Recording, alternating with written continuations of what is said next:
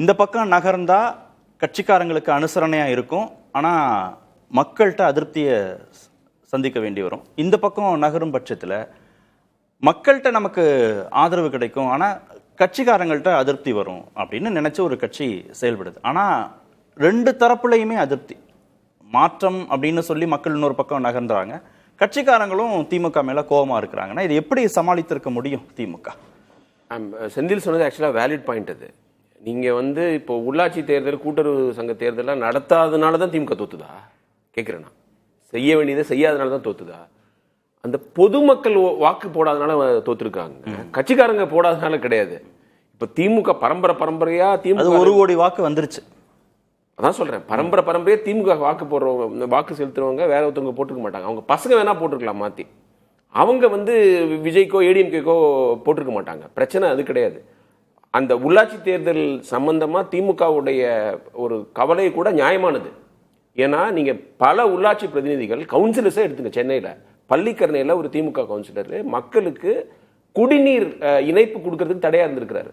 அவங்க டாக்ஸ் கட்டி நாங்க எங்களுக்கு குடிநீர் இணைப்பு வேணும்னு கேட்டிருக்காங்க. கார்பரேஷன் அபிஷியல்ஸை அவர் ஓட வெட்டிருக்கிறாரு.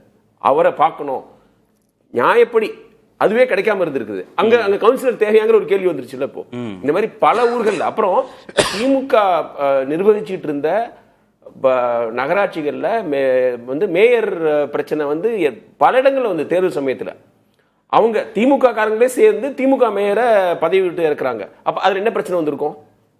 அந்த கேள்வி எழுது இல்ல, ஏதோ பங்கு பிரிக்கிறதுல பிரச்சனை அப்படிங்கிற ஒரு குற்றச்சாட்டு வந்துருது இல்ல. ஆனா கேரளா மாடல் நம்ம இதுல பின்பற்றணும். நம்ம திராவிட மாடல், தமிழ்நாடு மாடல்லாம் சொல்லணும்னா பஞ்சாயத்து ராஜ் விஷயத்துல, உள்ளாட்சி தேர்தல் விஷயத்துல எப்படியா இருந்தாலும் கிளாக் ஒர்க் மாதிரி எலெக்ஷன் நடந்தே தீரணும். அது ஆளுங்கட்சிக்கு இப்போ சாதகமா இருக்குமா, எதிர்கட்சிக்கு சாதகமா இருக்குமா, இந்த மாதிரி கவலையெல்லாம் படாம பண்ணணும். ஆனா ஒரு வருத்தப்பட வேண்டிய விஷயம் என்னன்னா, உள்ளாட்சி பிரதிநிதிகள் வந்தா வேலை நடக்குங்கிறது போய் அவங்களே தடையாயிடுறாங்க. நான் திமுக மட்டும் சொல்லல, நீங்க இங்க வச்சிருக்கிற குற்றச்சாட்டு கட்சிக்காரங்கள்ட்ட இருந்து திமுக தலைமை விலகி நிக்குது. ஆனா நீங்க சொல்ற குற்றச்சாட்டு மக்கள்கிட்ட இருந்து திமுக மக்கள்லாம் எந்த கட்சி, ஆமா, அதாவது இதெல்லாம் ஒரு மைனர் காரணங்கள். கட்சிக்காரங்க திமுகவை சேர்ந்த அடிமட்ட கட்சிக்காரங்களுக்கு பலன் கிடைக்கலங்கிற குற்றச்சாட்டு பல பேர் சொல்லியிருக்காங்க. நானே நிறைய கேட்டிருக்கிறேன், நீங்களும் கேட்டிருப்பீங்க.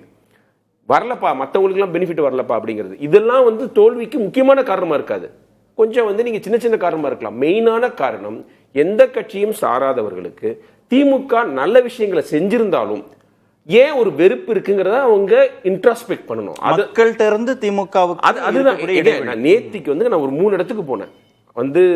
விக்டோரியா பப்ளிக் ஹாலு, அதுக்கப்புறம் ஷெனாய் நகர்ல ஒரு பப்ளிக் பிளே கிரவுண்டு, அப்புறம் இன்னைக்கு காலையில அண்ணா யூனிவர்சிட்டி, அண்ணா லைப்ரரி போனோம். எல்லாமே திமுக உருவாக்குன விஷயங்கள். அவ்வளோ இம்ப்ரெசிவா இருக்குது. ஒரு பப்ளிக் பிளே கிரவுண்ட்ஸ் சிறப்பாக மெயின்டைன் பண்ணப்படுது. குழந்தைங்க அவ்வளோ பேர் விளையாடுறாங்க. விக்டோரியா பப்ளிக் ஹாலு 30 கோடி கொடுத்து ரெனோவேட் பண்ணியிருக்காங்க.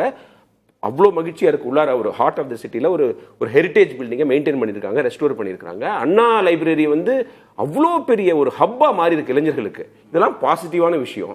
ஆனால் இந்த பாசிட்டிவான விஷயங்கள்லாம் தாண்டி நிறைய நல்லது செஞ்சிருக்காங்க. அதையும் தாண்டி வெறுப்பு ஏன் வருது அப்படிங்கிறத திரு ஸ்டாலின் ரியலைஸ் பண்ணணும். அது இந்த ஈகோ, அதுதான் சார். அதை வெறுப்புன்னு டிஃபைன் பண்ணணுமா, இல்ல திரு விஜய் மீதான அபிமானமும் இருக்கு. அது அடுத்தது வரேன். இந்த ஒரு அந்த ஒவ்வாமைக்கு என்ன காரணம்னு அவரு ரியலைஸ் பண்ணல. அதுதான், அது ஒவ்வாமைன்னு சொல்லணுமா, இல்ல திரு விஜய் மீதான அதிக அபிமானத்துல விஜய் வரதுக்கு முன்னாடி இருந்தது இல்ல, விஜய் வரதுக்கு முன்னாடி 2016 எலெக்ஷன் ரெக்கமெண்டேஷன்ஸ் கொடுத்திருக்காங்கல்ல, அதுல நான் திரு சாமிநாதன்ட்டையும் கேட்டேன்ல, எல்லா பெண்களுக்கும் மகளிர் உரிமை தொகை கொடுக்கல அப்படின்றதுல அதிருப்தி அடைந்த பெண்கள் திமுகவுக்கு வாக்களிக்கல அப்படின்னு இதுல சொல்லியிருக்காங்க, ஒரு ரெக்கமெண்டேஷன் கொடுத்திருக்காங்க. ஆனா 1,17,00,000 பெண்கள் பயன்பெற்றாங்கல்ல மகளிர் உரிமை தொகையில. 1,17,00,000 பெண்களும் வாக்களிச்சுட்டாங்களா? பயன்பெற்ற 1,31,00,000 நினைக்கிறேன். அதுக்கப்புறம் இன்க்ரீஸ் ஆயிருக்கு. அவங்களா வாக்களிச்சுட்டாங்களா? இல்ல அதுல 50% தவறு. அந்த மாதிரி பேசுறதே தவறு. நீங்க மகாராஷ்டிரால இதே மாதிரி ஸ்கீம்ல ஆண்கள் வாங்கியிருக்காங்க. பெண்களுக்கான ஸ்கீம்ல லட்சக்கணக்கான ஆண்கள் பணம் வாங்கியிருக்காங்க. கவர்மெண்ட் எம்ப்ளாயிஸ், கார் உள்ளவங்க, வீடு உள்ளவங்க வாங்கியிருக்காங்க. அதை அதிகரிக்கிறதுங்கிறது அறத்துக்கு எதிரானது. யாருக்கு தகுதி இருக்கோ அவங்களுக்கு தான் போகணும். நீங்க வாக்கு வரணும்னு சொல்லிட்டு எல்லாருக்கும் வாரி வழங்குறதுக்கான திட்டம் கிடையாது. அதெல்லாம் ஒரு காரணமாவே சொல்லக்கூடாது. டார்கெட்டடா தான் இருக்கணும். உண்மையிலேயே தகுதி உள்ள பெண்கள் வாங்கிட்டு பலன் அடைஞ்சிட்டு அவங்க போடாம இருந்தாங்கன்னா ஏன் போடாம இருந்தாங்கன்னு பார்க்கலாம். நான் என்ன சொல்ல வரேன்னா, சிவபிரியன் சொன்னார் இல்லையா, ஆற்காடு வீராசாமி, அன்பழகன், அதுல முக்கியமான ஆளை விட்டாரு. முரசொலி மாறன் கருணாநிதி அவர்கள்கிட்ட தப்புன்னா தைரியமா சொல்றதுக்கான ஒரு இடத்துல அவர் இருந்தாரு. இப்போ அந்த மாதிரி ஸ்டாலினுக்கு யார் இருக்கான்னு கேட்கிறேன். தலைவரே தப்பு இது அதாவது வெறும் புகழுரையை மட்டும் கேட்டுட்டு இருக்க கூடாது, நம்மளை கிரிட்டிசைஸ் பண்ற ஆட்களை பக்கத்துல வச்சிருக்கணும். பாராட்டு விழாக்கள்ல வெறும் பாராட்டுரை மட்டும் தான் வரும், நீங்க தவறா செய்றீங்க, வேற பக்கம் போறீங்க, இப்படி பண்ணணும் அப்படி பண்ணணும்னு சொல்லணும். அப்புறம் ஸ்ட்ராட்டஜி டீம்ல அவருடைய மருமகனே இருந்தா யாரு சொல்றது? யாரு போய் வந்து அவர் தப்பு செய்யறாரு, பெண் டீம் செய்து சரி கிடையாது. இந்த திமுகவை விட திமுக ஈகோ சிஸ்டம் எல்லாம் மக்களுக்கு கோபம் வரலாம், இதெல்லாம் நம்ம கவனிக்கணும் அப்படின்னு யாரு சொல்லுவா? அவர் கேட்பார்ல, சொன்னா கேட்பார்ல, தயாரா தான் இருக்கிற டெமோக்ராட்டிக் பர்சன் தான் திரு ஸ்டாலின். இதெல்லாம் அவர்கிட்ட போய் யாரு சொன்னாங்கன்னு எனக்கு ஒரு கேள்வி எழுது. பிஜேபி வந்து 2014 ஸ்ட்ராட்டஜி டீம் வச்சிருந்தாங்க, இப்ப யார் வச்சிருக்கா? பெங்கால் எலெக்ஷன் எப்படி ஜெயிச்சாங்க? ஸ்ட்ராட்டஜி டீம் இல்லாமலே ஜெயிச்சிருக்காங்க, இன்ஹவுஸ் பீப்புள் வச்சு ஜெயிச்சிருக்காங்க. இந்தியாவிலேயே ஸ்ட்ராட்டஜி டீமே தேவைப்படாத ஒரு கட்சினா திமுக தான். ஏன்னா அந்த அளவுக்கு ஸ்மார்ட்டான ஒர்க் பண்ணக்கூடியவங்க, இன்ஃப்ராஸ்ட்ரக்சர் இருக்கு. அதெல்லாம் ஏன் செய்யல அப்படிங்கிற கேள்வி. அப்புறம் ஏடிஎம்கே இருந்து வந்தவங்களுக்கு ஏன் தூக்கி கொடுக்குறீங்க? உங்களுக்கு கொள்கை முக்கியமா அல்லது எலெக்ஷன்ல ஜெயிக்க வேண்டியது முக்கியமா? அப்ப சேகர் பாபு என்ன பெருசா கொள்கையில இருக்காரு அப்படின்னு கேட்பாங்கல்ல. தாவேகாவிலையும் மாற்று கட்சியில இருந்து வந்த 100 பேருக்கு அவங்களும் வாய்ப்பு. தாவேகா வந்து 1949 அண்ணாவால் ஏற்படுத்தப்பட்ட கட்சி கிடையாது.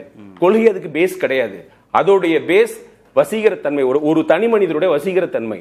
அண்ணாக்கு வசீகரத்தன்மை இருந்தா கூட அவரு வந்து எவ்வளவு விஷயம், உலகத்துல உள்ள எல்லா விஷயத்தையும் பத்தி பேசியிருக்காரு. கொள்கைக்கு ஒரு அடிப்படை கொடுத்திருக்காரு திமுகவுக்கு. அப்படிப்பட்ட கட்சி நீங்க வந்து தாவேகாவோட நீங்க அதை கம்பேர் பண்ணல. திமுக மீதான ஒவ்வாமை, திமுக அரசு மீதான அதிருப்தி அப்படின்னு இந்த தேர்தல் முடிவை டிஃபைன் பண்ணணுமா, இல்ல திரு விஜய் மீதான அதீத அதாவது நான் திமுக மேல உள்ள ஒவ்வாமை நான் சரின்னு நான் சொல்லல, நான் ஜஸ்டிஃபை பண்ணல, தீய சக்திங்கிறத நான் எதுக்குறேன். திமுக மட்டும் தமிழ்நாடு பிரச்சனை இல்லைன்னு நான் சொல்றேன். விஜய் சொல்றது 100% தப்பு. அந்த மாதிரி பைனரிலாம் உருவாக்க கூடாது. அவரு வந்து திமுக மேல உள்ள ஒவ்வாமை முடிஞ்சு போச்சு, திரு ஸ்டாலின் கடந்த 5 வருடமா வேற விதமா ஆட்சி பண்ணிருக்கிறாரு நினைச்சிட்டு இருக்கிற போது அதை விஜய் வந்து தன்னோட பாப்புலாரிட்டியோட சேர்த்து அதையும் கூர்மைப்படுத்தி இருக்கிறாரு. அதோடைய செல் பை டேட் முடிஞ்சதுன்னு நினைச்சோம். அத வந்து அதுக்கு வந்து ஒரு எலக்ட்ரல் பெனிஃபிட் இருக்குன்னு காமிச்சிருக்காரு. அதுக்கு வந்து அந்த பெனிஃபிட் வேணும்னா எடப்பாடி பழனிசாமியால முடியாது, ஒரு வசீகர தலைமை வேணும்ங்கறதை இவர் காமிச்சிருக்காரு. இதெல்லாம் தான் நம்ம இந்த எலெக்ஷன்ல எடுத்துக்க வேண்டிய பாயிண்ட்ஸ். இடைவேளைக்கு போனோம் சுருக்கம். இல்ல ரொம்ப முக்கியமான விஷயம் அதுக்காக சொல்றேன்.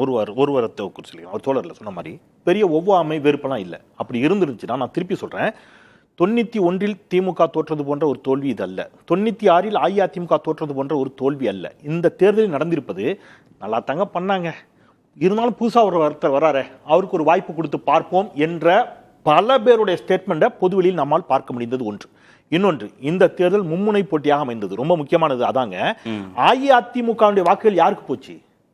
ஆன்டி டிஎம்கே ஓட்டு ஏடிஎம்கேவுக்கு சாலிடா இருந்த ஓட்டு இருக்கு இல்லையா, அது எந்த பக்கம் போயிருக்குது அப்படின்னு கேட்டீங்கன்னா டிவிகே பக்கம் போயிருக்குது. ஏடிஎம்கேக்கான ஓட்டு டிவிகே பக்கம் போயிருக்குது. டிஎம்கேவுக்கான ஓட்டு டிஎம்கே தக்க வைக்கப்பட்டிருக்குது. ஒன்று. இன்னொன்று, எல்லாத்துக்கும் விஜய் எல்லாத்துக்கும் விஜய் தான் காரணம்னு சொல்லிட்டா இது எதையும் எதுவுமே மறுபரிசீலனை இல்ல. நான் என்ன சொல்றேன், ஒரு ஆன்டி இன்கம்பன்சிலயோ ஒவ்வாமையிலயோ வேண்டா வெறுப்பாவோ மக்கள் விஜய்க்கு வாக்களிக்கவில்லை. நல்லா தான் பண்ணிருக்காங்க. 50 வருஷமா 2 பேரையும் பார்த்துட்டோம், ஒருத்தர் புதுசா வந்திருக்கிறார்ல என்ற ஒரு பார்வைக்கு அவருடைய திரை வசீகரம் கை கொடுத்தது என்பதை தேர்தல் முடிவுகளை நான் திருப்பி சொல்றேன். வெறும் எத்தனை லட்சம் ஓட்டு தான் வித்தியாசம்? 14 லட்சம் ஓட்டு தான் வித்தியாசம்.